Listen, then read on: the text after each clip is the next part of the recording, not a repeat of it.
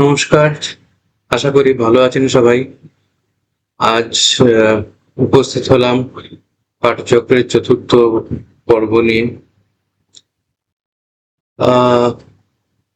আমাদের কথা ছিল পাঠচক্রের চতুর্থ পর্বে, মানে এই পর্বে আমরা রামায়ণের বালকাণ্ডের আদিকাণ্ডের চতুর্থ সর্গ পাঠ করব। কিন্তু চতুর্থ সর্গটা আমি ইচ্ছা করে বাদ দিচ্ছি, কারণ ওখানে দেওয়া আছে, এটা বাল্মীকি রামায়ণের শুরুতেই দেওয়া আছে, মহর্ষি বাল্মীকি লব কুশকে রামায়ণ কাহিনী যে শুনিয়েছিলেন, যে গানের মাধ্যমে শুনিয়েছিলেন, এবং লব কুশ সেই গান রামের রাজসভায় গিয়ে যখন তারা গান পুরো কাহিনীর বর্ণনা দেন, তারা প্রশংসিত হন, সেই কাহিনী এখানে বর্ণনা করা আছে। তো কাহিনীর শুরুতেই যদি আমরা শেষে চলে যাই তাহলে কেমন লাগে জানি না, কেন এখানে এরকম আছে, কিন্তু আছে। তো আমরা আজকে শুরু করব পঞ্চম সর্গ থেকে, যেখানে অযোধ্যা রাজপুরীর কথা বলা হয়েছে। পঞ্চম, ষষ্ঠ, সপ্তম যে কটা শেষ করতে পারবো আমরা আজকে শেষ করব। কিন্তু আমার উপস্থাপনা শুরু করার আগে কয়েকটা কথা বলতে চাই। ওপরে যে ছবিটা দেখতে পাচ্ছেন তিনি আমার পরম আরাধ্য গুরুদেবের ছবি। গুরুদেব সঙ্গে থাকলে আমি মনে একটু বল পাই, সবসময় আমার কাজে শক্তি পাই। আমার মনে হয় উনি আমাকে পেছন থেকে রক্ষা করছেন, গার্ড করছেন। আর যে লোগোটা দেখতে পাচ্ছেন সেটা আমাদের আশ্রমের লোগো, এবং আমাদের আশ্রম নিয়ে আমার কিছু কথা বলার আছে, সেটা আমি পরে বলবো। কিন্তু প্রথমে শুধু আমি এইটুকু বলি যে আমার এই উপস্থাপনার সঙ্গে আমাদের আশ্রমের কোনো সম্পর্ক নেই। যা কিছু এখানে বক্তব্য, যা কিছু আমি এখানে করছি আপনাদের দেখাচ্ছি, সেটা সম্পূর্ণ আমার নিজস্ব। এর মধ্যে আশ্রমের কোনো ভূমিকাই নেই। যাক, শুরু করা যাক রামায়ণের বালকাণ্ডের আদিকাণ্ডের পঞ্চম সর্গ। রাজা দশরথ কর্তৃক সুরক্ষিত অযোধ্যা নগরীর বর্ণনা। পূর্বকাল থেকে এই সমগ্র পৃথিবী প্রজাপতি মনু সহ অন্যান্য যে সকল বিজয়শালী রাজাদের অধিকারে ছিল, যিনি সাগর খনন করেছিলেন এবং যার গমনকালে 60,000 পুত্র তার অনুগমন করতেন, সেই সগর রাজা যে বংশে জন্মগ্রহণ করেছিলেন, সেই পবিত্র ইক্ষ্বাকুল বংশে জাত মহাত্মাদের মহতী ঐতিহাসিক কাহিনী রামায়ণ নামে প্রসিদ্ধ। আমরা এখন চতুর্বর্গ ফল প্রদানকারী এই রামায়ণ মহাকাব্য প্রথম থেকে শেষ পর্যন্ত সম্পূর্ণ গান পড়ব। আসলে এই বইটা যেরকম ভাবে লেখা, সেটা সংস্কৃতে লেখা, তার সঙ্গে সঙ্গে এর বাংলা তর্জমা দেওয়া আছে। তো এখানে এই রামায়ণটা যখন পাঠ করা হয় তখন এটা গানের মাধ্যমেই পাঠ করা হয়, গান সহযোগী পাঠ করা হয়। এটা অনেকেই তুলসীদাস রামায়ণের পাঠ দেখে থাকবেন, রামচরিতমানস পাঠ যেরকম হয় সেরকম ভাবেই এই বাল্মীকি রামায়ণ পাঠও হয়। তো সেই জন্য এখানে গানের কথা লেখা আছে, কিন্তু আমরা তো সেই সংস্কৃত শ্লোকগুলো পড়ছি না, তো সেই কারণে এই গান শব্দটাকে আপনারা বাদ দিয়ে যেতে পারেন।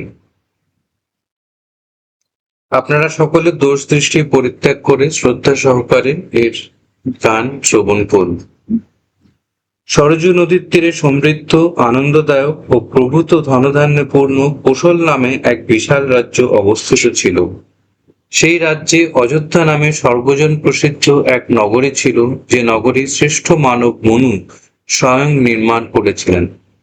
সেই ঐশ্বর্যশালিনী মহানগরী দৈর্ঘ্যে 12 যোজন এবং প্রস্থে 3 যোজন। সুপরিকল্পিত বিশাল রাজপথ যুক্ত হওয়ায় অন্য নগরীর থেকে তার পার্থক্য বোঝা যায়। বৃক্ষচ্যুত ইতস্তত বিকীর্ণ পুষ্পের সুদৃশ্য, প্রত্যহ জলসিঞ্চনে সিক্ত সুষ্ঠু বিভক্ত রাজপথগুলি দ্বারা সেই অযোধ্যা নগরী ছিল সুশোভিত। দেবরাজ ইন্দ্র যেমন স্বর্গের অমরাবতীতে বাস করেন, সেরূপ ধর্ম ও ন্যায়ের দ্বারা বিশাল রাষ্ট্রের মহিমা বর্ধনকারী রাজা দশরথ মর্তের অমরাবতী অযোধ্যাপুরীতে বাস করতেন। প্রাচীর দ্বারা পরিবেষ্টিত এবং ওই প্রাচীরের গায়ে মধ্যে মধ্যে কপাট ও তোরণযুক্ত সর্বপ্রকার যন্ত্র ও শস্ত্র সজ্জিত এবং সর্বপ্রকার শিল্পী যেখানে বাস করেন, এরূপ পুরীতে রাজা দশরথ বাস করতেন। সুতো এবং মাগধদের দ্বারা সমাবৃত, ঐশ্বর্য সমন্বিত, অতুলনীয় শোভা সম্পন্ন উচ্চ অট্টালিকা এবং তাদের শীর্ষ দেশে উড্ডীন পতাকাযুক্ত এবং বহু সংখ্যক সতীক্ষ্ণ বাণ সংযুক্ত অযোধ্যাপুরীতে রাজা বাস করতেন। নারীদের দ্বারা অভিনয়যোগ্য বহু নাট্যশালা সমন্বিত, নগরীর সর্বত্র সুদৃশ্য উদ্যান এবং আম্রকানন সমাবৃত, মেখলা সদৃশ্য বিশাল বিশাল শালতরু শ্রেণী শোভিত পুরীতে রাজা বাস করতেন। আচ্ছা, একটা জিনিস কানে ফটকা লাগলো না? আমরা আমাদের এই শতকের আগেও, মানে প্রায় শেষ দিকে, যখন আমাদের সিনেমা শুরু হচ্ছে, সিনেমা শুরুর প্রথম দিকটা, বা আমাদের যখন যাত্রাপালা গুলো হতো, গ্রামে গ্রামে যে যাত্রাপালা হতো, সেখানে পুরুষরাই নারী সাজতেন। এখানে নারীরা নাটক করছেন, এটা কিভাবে, কি হিসেবে দেখা যায়, তা আপনাদের চিন্তার উপর ছেড়ে দিন।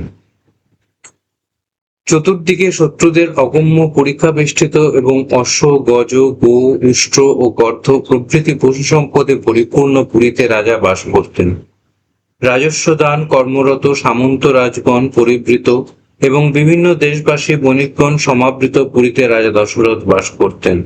দেবরাজ ইন্দ্রের অমরাবতীর ন্যায় সুশোভিত রত্ন নির্মিত পর্বত সদৃশ্য প্রাসাদ এবং নারীদের লীলালি নিকেতনে পরিপূর্ণ পুরীতে রাজা বাস করতেন। বিচিত্র শোভাসম্পন্ন শ্রেষ্ঠ সুন্দরী নারীগণ সমাবৃত সর্বপ্রকার রত্নে পরিপূর্ণ স্বর্ণবর্ণ বিশিষ্ট সপ্ততল প্রাসাদ সমূহ সুশোভিত পুরীতে রাজা দশরথ বাস করতেন।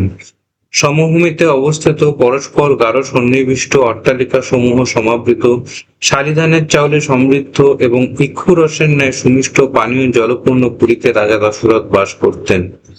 দুন্দুভি মৃদঙ্গ বীণা পণবাদির নিনাদে মুখরিত পৃথিবীর সর্বোৎকৃষ্ট পুরীতে রাজা দশরথ বাস করতেন। এই অযোধ্যা নগরীর জনগণ ছিলেন গীত বাদ্যাদি নিপুণ, সংস্কৃতিমান। সিদ্ধগণের তপস্যালব্ধ দেবলোকস্থ সুপরিকল্পিত প্রবেশপথযুক্ত রাজপ্রাসাদ তুল্য গৃহশ্রেষ্ঠ পুরুষগণ দ্বারা পরিবেষ্টিত পুরীতে রাজা দশরথ বাস করতেন। যে সকল ক্ষিপ্রহস্ত্র অস্ত্র প্রয়োগে পারদর্শী সৈনিকেরা ভয়ত্রস্ত পলায়নপর ও শব্দশ্রবণে ভীত শত্রুকে বাণবিদ্ধ করে না, অর্থাৎ হত্যা করে না, পরন্তু অরণ্যে চিৎকাররত ভয়ঙ্কর সিংহ, ব্যাঘ্র, শূকরদের বাহুবলে বা শানিত অস্ত্রে ক্ষিপ্র হস্তে হত্যা করতে সমর্থ, তদ্রূপ সহস্র সহস্র মহারথ সৈন্যে পরিপূর্ণ সেই অযোধ্যাপুরীতে রাজা দশরথ বাস করতেন। অগ্নিহোত্রী, সমদমাদি গুণ সম্পন্ন দ্বিজশ্রেষ্ঠ, সরঙ্গবেদ নিষ্ণাত, সহস্রদাতা, সত্যনিষ্ঠ, মহর্ষিতুল্য মহাত্মা ঋষিদের দ্বারা পরিবৃত সেই পুরীতে রাজা দশরথ বাস করতেন। সেই অযোধ্যাপুরীতে বেদজ্ঞ সকল উপযোগী বিষয়ের সংগ্রাহক, দূরদর্শী, মহাতেজস্বী, সকলের প্রিয়, অতিরথ, যজ্ঞানুষ্ঠান পরায়ণ, পরম ধার্মিক, জিতেন্দ্রীয়, মহর্ষিতুল্য রাজস্বী, ত্রিভুবনে যশস্বী, বলবান, শত্রুজয়ী, মিত্রবান, ধনসম্পদ রক্ষণে ইন্দ্র ও কুবের তুল্য রাজা দশরথ ত্রিভুবন রক্ষক, মনুর ন্যায় জনসাধারণের রক্ষক ছিলেন। দেবরাজ ইন্দ্র যেমন অমরাবতীকে পালন করতেন, তদ্রূপ সত্যসন্ধ ত্রিবর্গের অনুষ্ঠানকারী রাজা দশরথ সেই অযোধ্যাপুরীকে পালন করতেন। সেই শ্রেষ্ঠ নগরীর অধিবাসীরা সকলেই ছিলেন আনন্দিত, ধার্মিক, শাস্ত্রজ্ঞ, নির্লোভ, সত্যবাদী এবং স্ব উপার্জিত ধনে সদাই সন্তুষ্ট। সেই উত্তম পুরীতে আত্মীয় বৎসর এমন কেউ ছিল না যে অল্প সঞ্চয়ী, পুরুষার্থহীন এবং গরু, অশ্ব, ধন ধানবান্যবান নয়। অযোধ্যাতে কোথাও কখনো কামুক ব্যক্তি, কৃপণ, নিষ্ঠুর বা ক্রূর ব্যক্তি, অশিক্ষিত এবং নাস্তিক ব্যক্তি দেখা যেত না। অযোধ্যার সকল নরনারী ছিল ধর্মপরায়ণ, সংযমী এবং সর্বদাই হৃষ্টচিত্তে। অধিক কি, স্বভাব এবং আচরণে তারা ছিল মহর্ষিদের মতো নির্মল চিত্ত। অযোধ্যায় কেউই কুণ্ডলবিহীন, মুকুটহীন এবং পুষ্পমাল্যহীন ছিল না। কারো ভোগ্যবস্তু অল্প ছিল না। সকলেই শরীর মার্জন করত, অঙ্গে চন্দ্র লেপন করত এবং সুগন্ধ দ্রব্য সকল ব্যবহার করত। অযোধ্যাপুরীতে অশুদ্ধ অন্নভোজী কেউই ছিল না। বাহুভূষণ, কণ্ঠভূষণ এবং হস্তভূষণহীনও কেউ ছিল না। অধিকন্তু কেউই আত্মজ্ঞানহীন ছিল না। অগ্নিহোত্রী নয় এমন অযাজ্ঞিক এমন কেউই অযোধ্যায় ছিল না। এমনকি নীচমনা, চোর এবং অসদাচারী বা বর্ণসংকর কেউই সেখানে ছিল না। অযোধ্যাপুরীতে ব্রাহ্মণেরা ছিলেন সকর্মরত, জিতেন্দ্রীয়, দান এবং অধ্যয়ন পরায়ণ। তারা দান গ্রহণ ব্যাপারে সংযত ছিলেন, অর্থাৎ তারা ছিলেন অপরিগ্রাহী। কেউই অর্থাৎ কোনো ব্রাহ্মণই নাস্তিক বা মিথ্যাবাদী ছিলেন না। কেউই অশিক্ষিত, পারদর্শী বা সাধনায় অসমর্থ ছিলেন না। অযোধ্যায় কেউই বেদের সরঙ্গে জ্ঞানহীন ছিলেন না। সহস্র দান করেন না এমন কেউ ছিলেন না। কেউই ব্রতহীন, দুঃখী, দরিদ্র বা বিক্ষিপ্ত মনা ছিলেন না। অযোধ্যায় কোনো পুরুষ বা নারী কেউই স্ত্রীহীন এবং রূপহীন ছিল না। এমনকি রাজার প্রতি ভক্তিহীন কাউকে দেখা যেত না। ব্রাহ্মণাদি চারি বর্ণের অর্থাৎ ব্রাহ্মণ, ক্ষত্রিয়, বৈশ্য ও শূদ্র সকলেই ছিলেন দেবতা ও অতিথির পূজক, কৃতজ্ঞ, উদার, মিষ্টভাষী, বীর এবং প্রতাপশালী। সেই শ্রেষ্ঠ নগরীতে সকল মানুষ ধর্মাশ্রয়ী ও সত্যাশ্রয়ী হয়ে দীর্ঘ জীবন লাভ করে পুত্র, পৌত্র এবং স্ত্রীর সঙ্গে একত্রে সুখে থাকত। অযোধ্যাপুরীতে ক্ষত্রিয়রা ব্রাহ্মণদের এবং বৈশ্যেরা ক্ষত্রিয়দের আজ্ঞানুবর্তী ছিল। শূদ্রেরাও ব্রাহ্মণ, ক্ষত্রিয়, বৈশ্যের সেবা দ্বারা নিজেদের কর্তব্য পালন করত। প্রাচীনকালে মানবশ্রেষ্ঠ মনস্বী মনুর মতো ইক্ষ্বাকু বংশীয় রাজা দশরথ সেই অযোধ্যাপুরীকে সুরক্ষিত রেখেছিলেন। গুহা যেমন তেজস্বী বীর সিংহের দ্বারা পরিপূর্ণ থাকে, অযোধ্যাপুরীও তদ্রূপ অগ্নির ন্যায় তেজস্বী, অস্ত্রশস্ত্র ব্যবহারে দক্ষ এবং অপমান অসহনশীল যোদ্ধাদের দ্বারা পরিপূর্ণ ছিল। ইন্দ্রের অশ্ব উচ্চৈঃশ্রবার তুল্য, কাম্বোজ, বাল্লিক, বনায়ু এবং সিন্ধু নদ তীরবর্তী দেশসমূহে জাত অশ্বে সেই অযোধ্যাপুরী পরিপূর্ণ ছিল। এখানেও একটা জিনিস দেখার আছে যে আমরা ইতিহাসে বা অনেক ইউটিউব চ্যানেলে এইসব নিয়ে আমরা আলোচনা দেখি যে ঘোড়ার উৎপত্তি কোথায়। এখানে কিন্তু পরিষ্কার বলা হচ্ছে সিন্ধু নদ তীরবর্তী দেশসমূহে জাত অশ্বে, অর্থাৎ সিন্ধু নদের তীরে ইন্ডাস ভ্যালি সিভিলাইজেশনের যে সময়টা বা তার আগে ওইখানে আজও ঘোড়া পাওয়া যায়। আমি সিন্ধু নদী দেখেছি, আমি সিন্ধু নদী দেখার আমার সৌভাগ্য হয়েছে। তো সেখানে আমি বন্য ঘোড়াকে দৌড়তে দেখেছি। তো সেটা একটা অদ্ভুত দর্শন ছিল আমার কাছে। কিন্তু আমার যেটা বক্তব্য এখানে যে তার মানে আমাদের দেশে ঘোড়ার আগমন কিন্তু সেই সিন্ধু নদের তীর থেকেই, অর্থাৎ ওই ওই যে রেঞ্জ, কারাকোরাম রেঞ্জের নিচের থেকে বা ওই যে জায়গার থেকে, সেই ভৌগোলিক অবস্থান থেকেই ঘোড়াদের আগমন হয় আমাদের দেশে। এটা আমার ধারণা। বিন্ধ্যাচল এবং হিমালয়জাত পর্বতাকার মদমত্ত অতি শক্তিশালী মাতঙ্গ দ্বারা সেই অযোধ্যা নগরী পূর্ণ ছিল। ঐরাবত, মহাপদ্ম, অঞ্জন এবং বামন নামক দিগ্গজদের দ্বারা, আর ভদ্র, মন্দ্র ও মৃগ নামক হস্তিদের দ্বারা, এবং ওই ভদ্র, মন্দ্র, মৃগ হস্তিদের পরস্পর মিলনজাত ভদ্রমন্দ্র, ভদ্রমৃগ এবং মৃগমন্দ্র জাতীয় শঙ্কর, মদনমত্ত ও পর্বতাকার হস্তিদের দ্বারা সে অযোধ্যাপুরী সর্বদা পূর্ণ থাকত। 3 যোজন বিস্তৃত অযোধ্যাপুরী 2 যোজন বিস্তারের মধ্যেই সার্থকনামা বলে প্রকাশিত, যাকে যুদ্ধ দ্বারা জয় করা অসম্ভব, সেই অযোধ্যা, সেখানেই বাস করে রাজা দশরথ পৃথিবী পালন করতেন। চন্দ্র যেমন নক্ষত্রগুলিকে নিয়ন্ত্রণ করেন, তদ্রূপ মহাতেজস্বী শত্রুজয়ী মহারাজ দশরথ সেই অযোধ্যাপুরীকে পালন করতেন।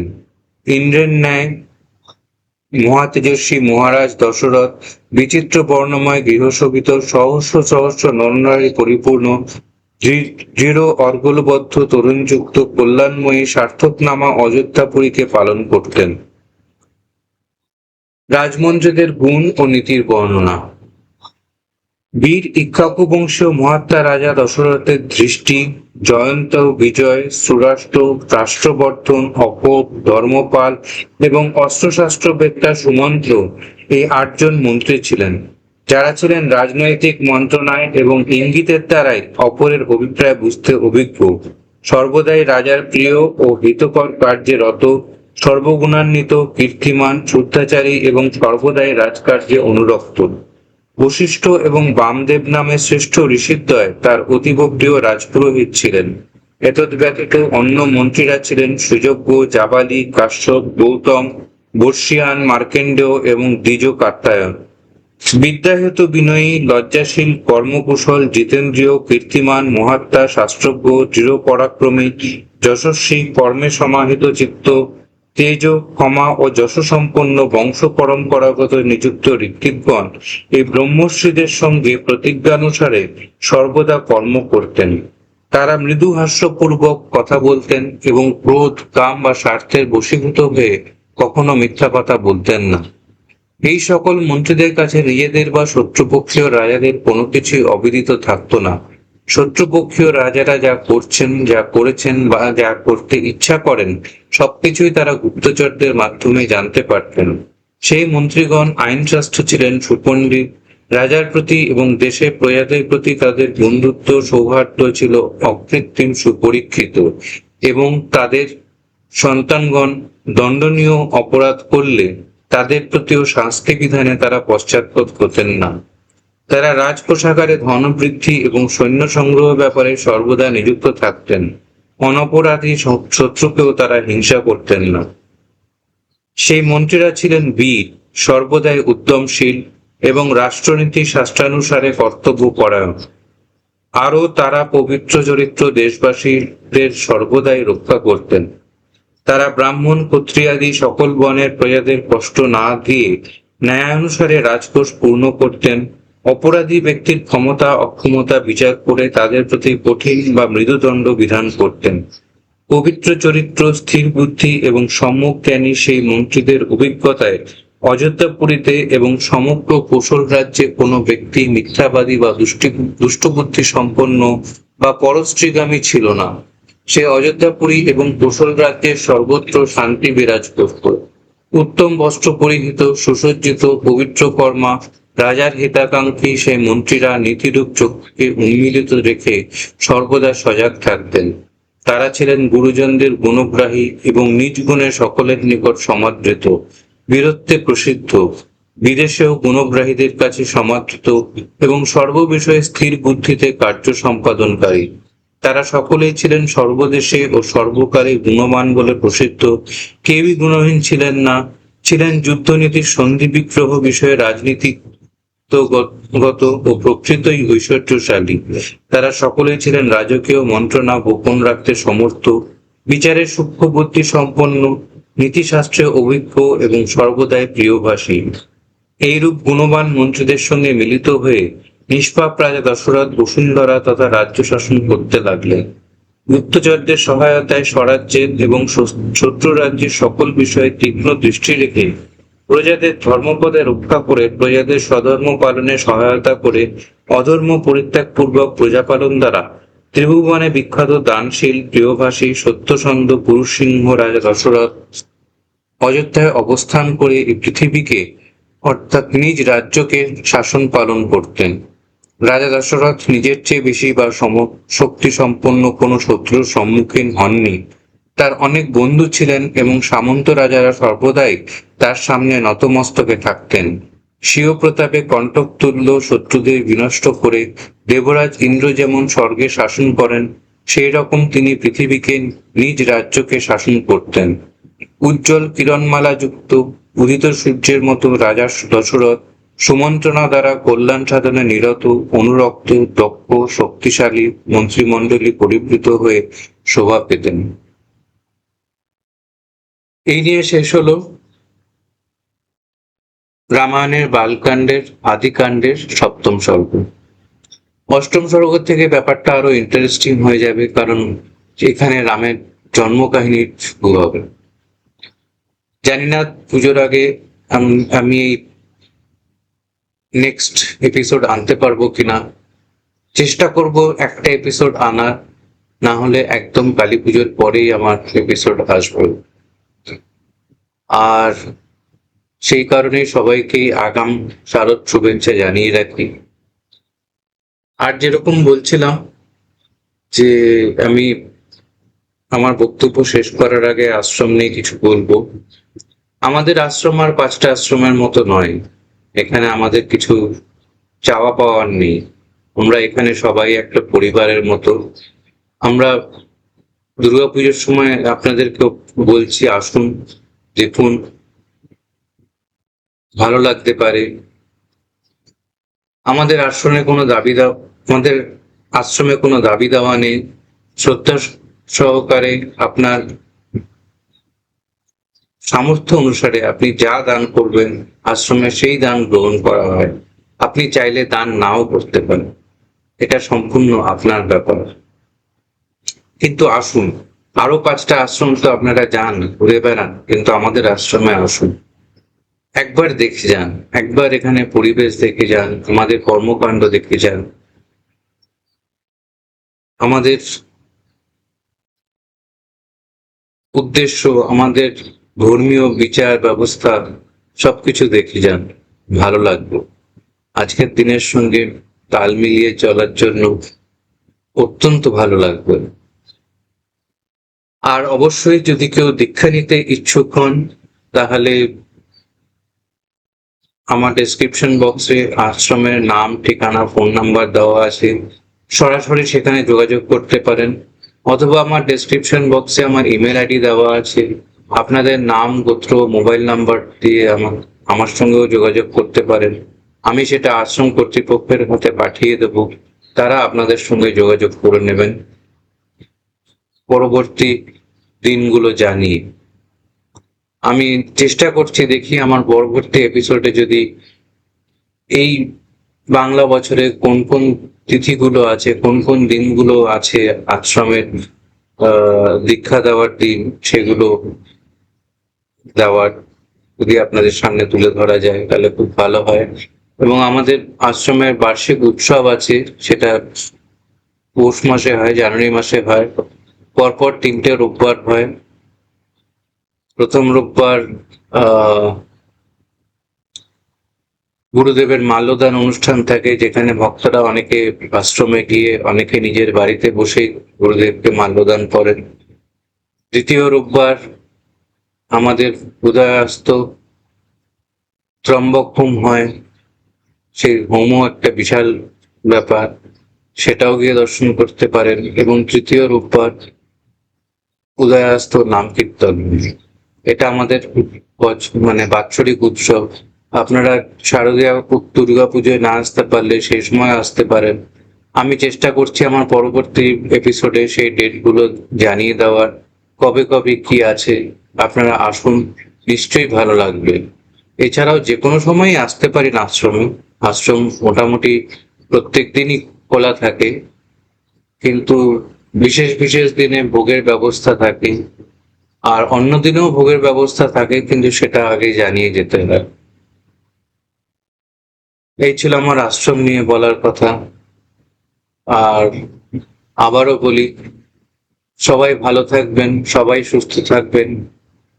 যদি এই পুজোর আগে আমার আরেকটা এপিসোড আনতে না পারি, সেই জন্য বলি, পুজোয় সবাই আনন্দ করুন, সবাই আনন্দের সঙ্গে কাটান, সবার পুজো ভালো কাটুক, সুস্থভাবে কাটুক, এই কামনা করি ঈশ্বরের কাছে, আমার গুরুদেবের কাছে।